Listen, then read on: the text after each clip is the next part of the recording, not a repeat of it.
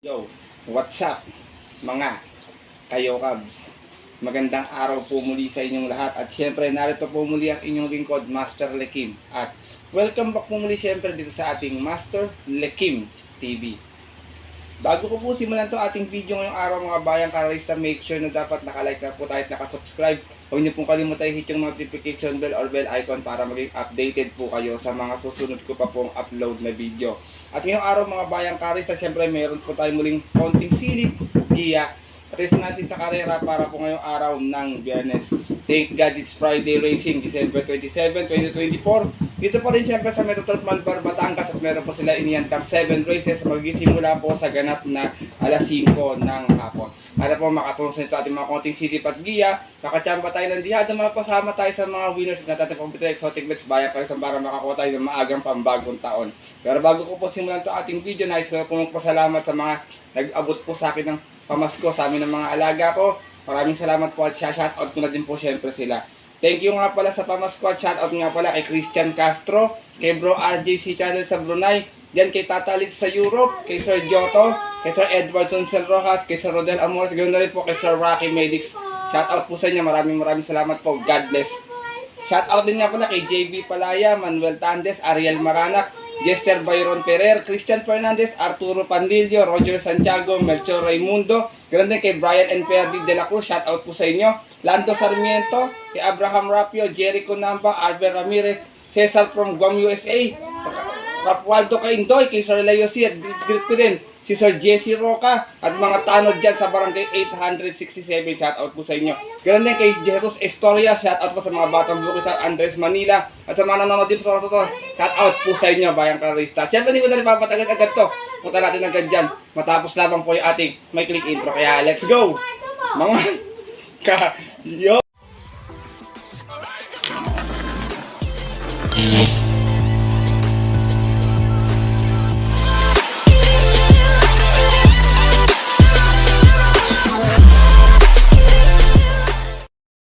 At gaya nga po ng nabanggit ko kayo sa ating intro, pasensya na kung medyo natawa ako kanina, kulit kasi nanililigawan ko na sa taas, nag-iingay, kinukulit ako. Mga bayang karista, meron tayong 7 races na lalargan ngayong araw po ng Biyernes, siyempre tigil-tigil isang set pa rin, take all, pick 6, pick 5, pick 4, distansya 1200 meters. Maganda yung ating lineup, di naman gano'ng kakapalan, medyo balanse, sana makachamba tayo. At gusto ko rin po, makakuha tayo ng pambagong taon, makadihado tayo. At ito, simulan ko na rin agad mga bayang karista, siyempre wala nang patumpik-tumpik pa. Good luck po sa inyong lahat. Have a blessed Friday racing and start na po tayo.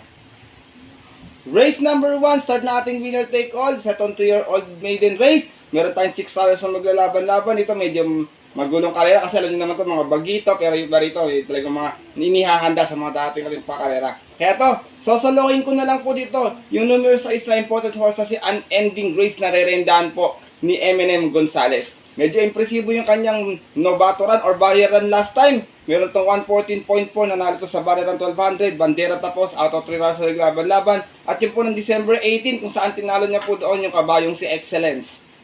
Same rider na rin para sa ating horse to beat Eminem Gonzalez, para sa ating numero 6 na si Unending Grace. Race number 1, kung may nakikita kayo pang upset, alam nyo naman, race 1, mag-maiden, madalas na hindi maiwasan yung upset, dagdag na lamang tayo, o sipat tayo, bayang karisa. Pero kung po-forecast ako dito, magandang forecast dito yung 5 Music and Magic, suggest ko lang sa inyo magandang pang-forecast. Solo ko po muli, race number 1, yung numero sa isa si Unending Grace. Good luck po. At lipat na po tayo sa ating race number 2 kung saan magsisimula ating pick 6 event sa itong Pilwa Accumulating Base Class 4-16-21. Meron tayo 8 runners na maglalaban-laban dito. Magandang karera din. Pero dito ako, first choice ko, nag-uumento ngayon to. Cambio niya pa. Grey Galloper, numero 6, Lucky Hilda. Narerendahan po. Numero 6 nga, Lucky Hilda. Narerendahan po ni John Alvin Gusi. Medyo lumakas yung laban kaya binigay kay Alvin.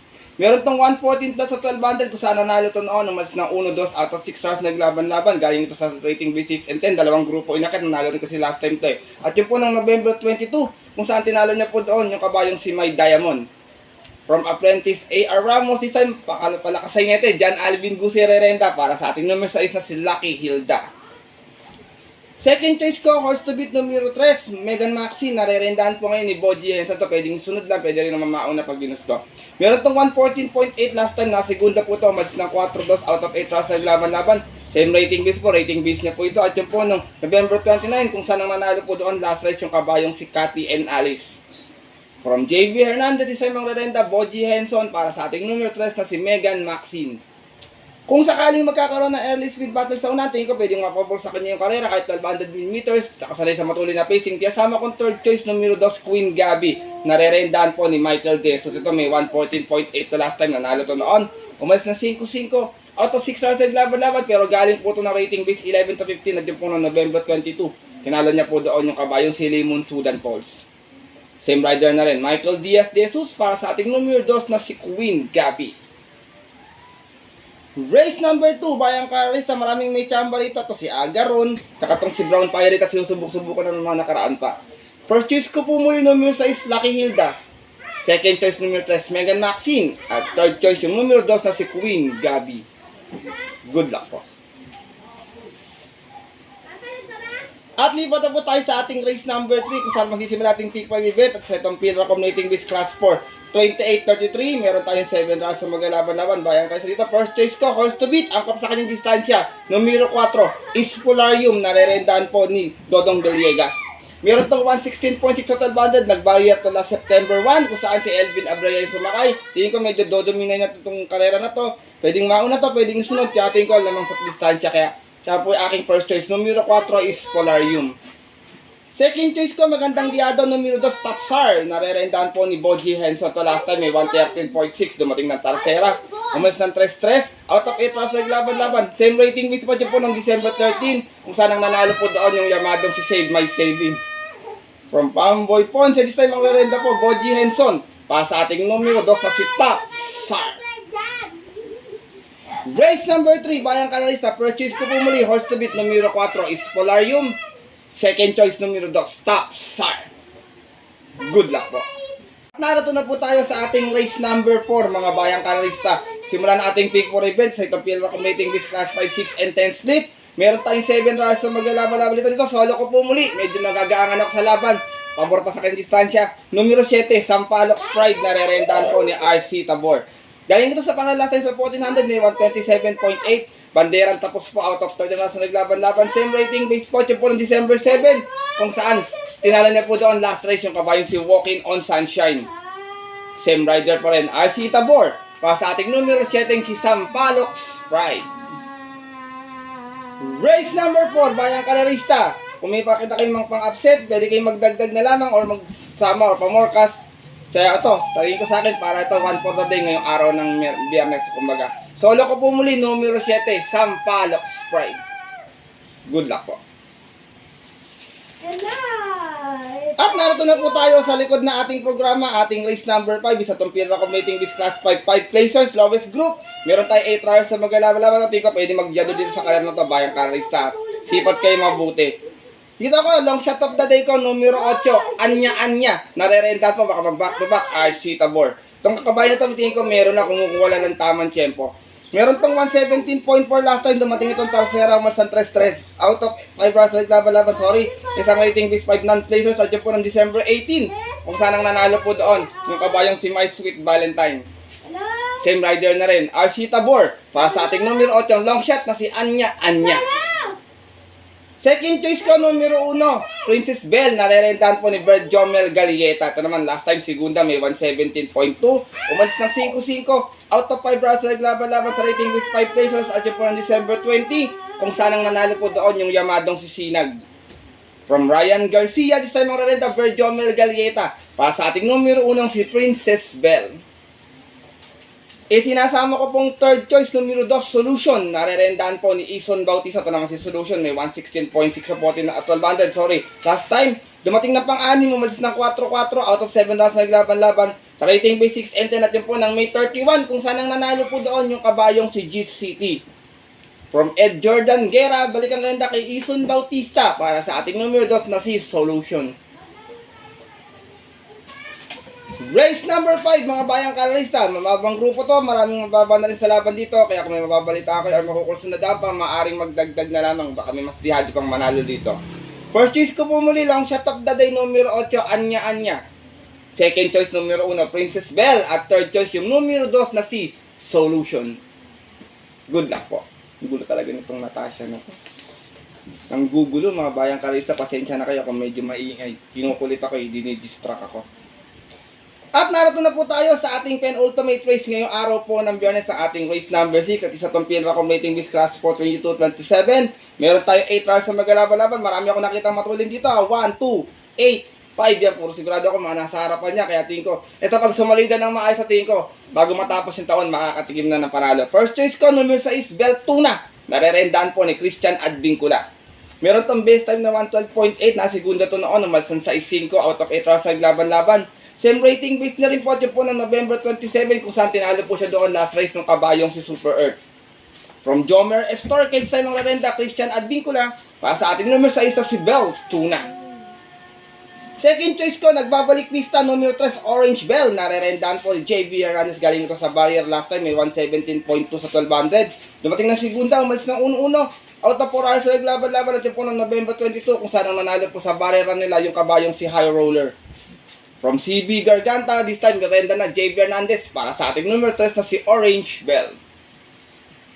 Sinasama kong third choice, maganda yung post position, baka unang makalundag, makakuha ng bandera agad. Numero 1, Money for Gabriel, narerendaan po ni AB Serios. Meron tong 113 flat sa 1200, nanalo ito noon, banderang tapos, out of 8 hours sa laban-laban, same rating based po ng October 11, kung saan tinalo niya po doon yung kabayong si See You Tomorrow. From Pati Dilemma, this time ang narenda, AB Serios, para sa ating numero 1 si Money for Gabriel. Race number 6, Bayang Karista, penultimate race ngayong araw ng Biyernes. First choice ko po muli, numero 6, Beltuna. Second choice, numero 3, Orange Bell. At third choice, yung numero 1 si Money for Gabriel. Good luck po. At narito na po tayo sa ating huling karera ngayong araw po ng Biyernes sa ating race number 7 sa Tumpila Accommodating Bis Class 5, 11 to 15 split. Meron tayo muli 8 hours sa magalaban-laban. Parating ito na ang pabuti ng mga exotic bets sa atin, Bayang Karerista. Dito ako, first choice ko. Maganda yung post position. Sana makalundag na maayos. Numero 1, Aliana. Narerendaan po ni Alison Pabilic. Meron tong best time na 113.4 sa 1200 kung saan nanalo to noon. Puno-uno, banderang tapos. Out of 6 hours naglaban-laban sa rating base 1621 at yun po ng September 20 kung saan na-upset niya po doon yung outstanding na kabayong si Bad Boy MJ. From Macmac de Ocampo noon, this time ang rerenda, Alison Pabilic para sa ating numero 1 si Aliana. Second choice ko, numero 4, Golden Petita. Narerendaan po ni GL Shego yun. Ito naman si Golden Petita. May 116.2 last time na tarsera. Umalis ng 4-5 out of 8 hours laban-laban. Same rating base po po ng December 20. Kung saan ang nanalo po doon yung dihadong si player Andre. From Ryan Basse, this time ang rerenda, GL Shego Jr. para sa ating numero 4 si Golden Petita. Sinasama ko pong third choice, horse to beat, basta palaban, tingin ko malabo rin matalo angat sa grupo. Numero 5, Captain Det, narerendaan po ni JB Bakaykay. Meron lamang itong 116.4 sa 1200 noon. Dumating itong pangwalo, hindi naman ginalawan, umalis ng 8-8, out of 8 hours sa laban-laban, rating B 1621, at yun po ng November 29, kung saan ang nanalo po doon yung kabayong si Abalone Bandit. Same rider pa rin. JB Bakaykay, para sa ating numero 5, si Captain Det. Race number 7, last and final race mga Bayang Karisa. Kung may mayang ba lamang pa kayo info, pandagdag, sama na lamang. Kung wala po, mamili na lamang tayo ng sarili nating kursunada. First choice ko po muli rito, numero 1, Aliana. Second choice, numero 4, Golden Petita. At third choice, yung numero 5, si Captain Det. Good luck po. At yun po mga Bayang Karerista at ang ating mga kayokab sa tapos na po ito ating video natin konting silip at ngayong araw po ng Biyernes na sana po makatulong po sa inyong diskarte at pananaya. Paalala ko po muli sa inyo na maaari nyo po itong sundin, kukursunado din yung ating giya. Kung hindi naman po, wala pong problema dahil sariling aral ko lamang po ito, kuro-kuro at opinion po sa karera. Pagdating po na tayo sa takila mga Bayang Karerista, mas mananay po sa rin pong napupuso at kursunada and always po kayo pa rin yung masusunod. Good luck po muli sa inyo natin. Have a blessed Friday Racing. Siyempre, maraming salamat po sa walang sawa pagtutok. Subaybay, suporta palagi din sa ating YouTube channel. Makakaasa po kayo na all this time yung mga konting silip at giya. Dapat amang ang kabayo at mga upcoming events sa dating pa nating masusunod na karera. Lalo na po ng dating na 2025. Kaya muli, maraming salamat po sa inyo lahat mga Bayang Karista at ating mga kayokabs. At yun po, hanggang dito na lamang po tayo muli. At ba nasusunod ko pong upload na video, ito po muli siyempre inyong lingkod, Master Lekim, na always nagsasabi sa inyo at nagpapaalala na ang karera po dapat po libangan lamang ha. Ito yung tiyambahan lang at talagang tapat-tapat lang. Minsan swerte, minsan po talaga malas. Pero pag pinagbigyan po tayo ng nasa taas, hindi po yung mga maiingay sa taas, mga bayang karista, yung ibang nasa taas po. Kung ating kalimutan magpasalamat sa Kanya at tumulong sa ating kapwa. Kaya simpleng pamamaraan lamang. Ika nga, share your blessings po. Good luck po muli and advance Happy New Year sa inyo lahat mga bayang karista. Sa mga pupunta po ng paboritong Black Off Track betting station para tumaya ng advance betting or sa bahay manonood. Stay safe everyone. God bless, bayang karista. Lalong-lalo na sa mga solido ditong diadistang mga Kayo Dabs!